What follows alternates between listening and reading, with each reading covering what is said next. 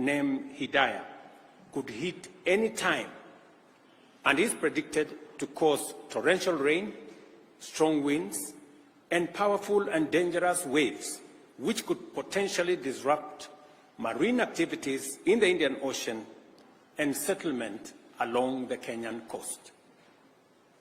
Our country must act decisively and swiftly to mitigate the devastating impacts of the present crisis and protect life and property. The loss of human life, displacement of people, and destruction of property has been most profound within fragile ecosystems on which the government has taken the following steps. First, the government has mapped out 178 dam and water reservoirs situated within public and private lands in 33 counties, which are already full and present imminent danger to adjacent settlements and people. Second, areas prone to landslides and mudslides in various counties have been identified as high-risk areas from which the adjacent settlements have to be evacuated. Third, relocation notices have been issued to all persons living in unplanned settlements within riparian reserves along rivers, streams, and other water courses. Acknowledging the gravity of this unfolding situation, the Cabinet has met 3 times over the last 10 days to provide leadership on a whole-of-government response to this crisis. To support disaster response and mitigation efforts across the country, the Treasury has been directed to provide adequate resources and work with other development partners to provide for the purchase and supply of food, medical, and other non-food items. County security committees are directed to determine on a case-by-case basis the radius that shall constitute the scope of the area subject to evacuation and mandatory relocation that has already been pronounced. The county security committees are further directed to continuously monitor other dams and water reservoirs across the country that may not be presenting a risk now, but could do so in the event of further precipitation. The Kenya Defence Forces and the National Police are directed to deploy resources, personnel, and equipment for carrying out coordinated public safety and risk mitigation operations in as many parts of the country as they have installations. Security agencies are further directed to enlist the support of the National Youth Service and work with the National Government Administration officers to respond to this emergency, including ensuring timely, orderly, and human evacuation of all persons at risk. Cabinet secretaries will spearhead disaster response and mitigation efforts across the country, and to this end, ministries, departments, and agencies are directed to work closely with the National Disaster Operations Center and security agencies to ensure the whole-of-government approach to the management of the prevailing crisis. The government, working with stakeholders, has put in place adequate measures to provide temporary shelter, as well as food and non-food essential supplies. The ministry responsible for special programs is directed to work with development partners and relevant humanitarian organizations to mobilize adequate food and non-food supplies to support all affected persons in every part of the country. The Ministry of Agriculture and Livestock Development, through the National Cereals and Produce Board, is directed to make available food supplies in government stores to support this effort. The Ministry of Health is directed to work with development partners, including the World Health Organization, AMREF, Red Cross, UNHCR, World Food Programme, and other relevant humanitarian agencies to mobilize resources and logistical support to avail essential drugs, food, and other medical supplies to those affected. The Ministry of Interior is directed to coordinate the relocation and evacuation of the affected members of the public, identification of sites for temporary shelter for displaced persons, and supervise the overall support program. The Ministry of Education is directed to postpone the dates of reopening of all schools in the country for the second term until further notice. Members of Parliament are requested to reorganize the CDF allocations to prioritize reconstruction of school infrastructure that has been damaged as a result of the floods ravaging the country. As the national government plays its role in dealing with the current situation, I request and urge county governments, development partners, and private sector to join in these efforts and provide support as, where, and when they can. In Nairobi, settlements in riparian reserves have complicated the response efforts and compounded and aggravated the risk to human life, safety, and property destruction. The Ministry of Interior is hereby directed to enforce the relocation notices issued earlier upon their expiry at 6:30 p.m. today.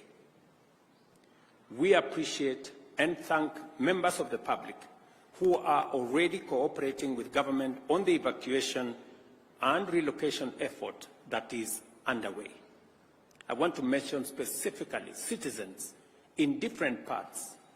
I saw, for example, in Dandora, citizens themselves volunteering, removing their structures, carrying their wares, carrying their furniture, and looking for places to store them. It is an encouraging development that citizens are part of the solution and they are participating in the evacuation and relocation efforts. Further, the government appreciates the goodwill demonstrated by thousands of individuals and institutions, volunteers, and others who have made tremendous input into alleviating the suffering and pain by those affected by the prevailing crisis. In the same spirit, the public is called upon to respect and adhere to safety alerts and interventions and to cease and desist from risking their lives or the lives of others by daring the force of nature. Kenyans must avoid endangering their lives by recklessly attempting to cross flooded rivers or drive on waterlogged roads. I extend my gratitude to the media for their commitment to contribute airtime worth Kenya shillings 100 million to support response to this crisis. The measures we are taking at present are aimed at responding to the current crisis in the immediate and the short term. For us to comprehensively address such a threat in the long term, we have to acknowledge and act to reverse the adverse effects of climate change. The current unprecedented crisis of floods that our country is experiencing, as well as the recent devastating drought our country faced, the worst in 40 years after 5 consecutive failed rains, is a direct consequence of our failure to protect our environment, resulting in painful effects of climate change as we are witnessing today. Our country will remain in this cyclical crisis for a long time unless and until we confront the existential threat of climate change. Our climate action agenda is informed by the sad reality that our country's future remains under threat until we restore our degraded ecosystems, including forests, rivers, and wetlands. We must therefore remain committed to confront this existential challenge and do it head-on. It is imperative for us to prioritize environmental conservation efforts and implement aggressive reforestation and wetland restoration programs. Scientific evidence indicates that restoring our natural habitats is our best defense against escalating weather extremes. To this end, I urge you, fellow citizens, to sustain and intensify your positive response to the ecosystem restoration agenda, which aims to grow 15 billion trees nationwide within the next 10 years. This year's program on climate action agenda will be made public in the coming days. The Ministry of Environment and Climate Change and Forestry is hereby directed to immediately expedite the implementation of the Ecosystem Restoration Program and work with all ministries, departments, and agencies and other stakeholders to provide a whole of government, whole of society, whole of nation program. In the face of daunting challenges, immense threats, and unprecedented hazards, our nation has never faltered. The people of Kenya always stand with one another and work together to overcome adversity. We are called upon once again to join hands in this critical juncture and support each other until this season passes, and afterwards, in all endeavors to secure a sustainable future for generations to come. Together, we will win the war against climate change, and also we will build a resilient nation. Thank you very much. God bless you, and God bless our great nation, Kenya. Asanteni sana.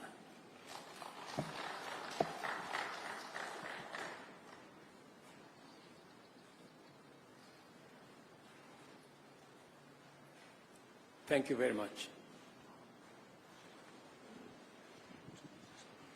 Your Excellency, my name is Mwangi Maina from Minoro TV. You have said that the Treasury has been directed to provide enough funds. I would like you probably to mention how much money has the government set aside to respond to this crisis. Again, you have asked the county governments to work in collaboration with the Ministry of Interior. We have seen some counties have already started setting aside money to respond to this crisis. So how will the national government and the county governments work hand in hand to ensure that there is a seamless response? Thank you. We have three things in quick succession. Treasury has been mobilized to, number one, prioritize disbursements to counties to make sure that counties have the necessary resources to deploy intervention to manage this crisis. Number two, we have also directed Treasury to provide resources to our NGCDF and members of parliament to prioritize the reconstruction of school infrastructure that has been destroyed by the floods. Number three, we have also directed the Treasury, working with the Ministry of Roads and Infrastructure and our military, to provide resources for roads, bridges, and other travel infrastructure that has been destroyed by the roads, by the floods. And we have asked Treasury to work with the resources they have, engage with development partners, and we are also encouraging the private sector to step forward.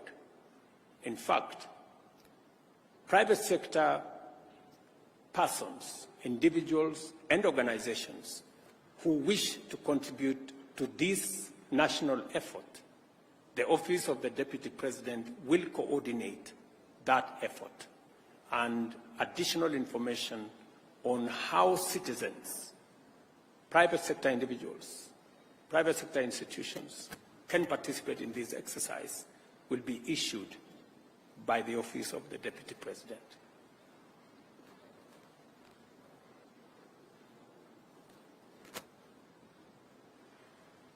Mr. President, my name is Paul Kirobi from TV47. I have a question pertaining the doctor's strike.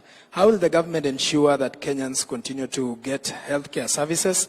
And another question, what is the status of the dams that were earmarked for the construction by the government? Thank you. I think let's skip to the subject of this press conference. Other matters will be handled differently. Thank you very much.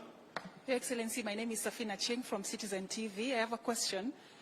Most of the Kenyans are not sure where to go when they are receiving this warning that they should move to higher grounds. Probably just explain to us what exactly the government has done to provide order and organize them to know where to go when they are told to move to higher grounds.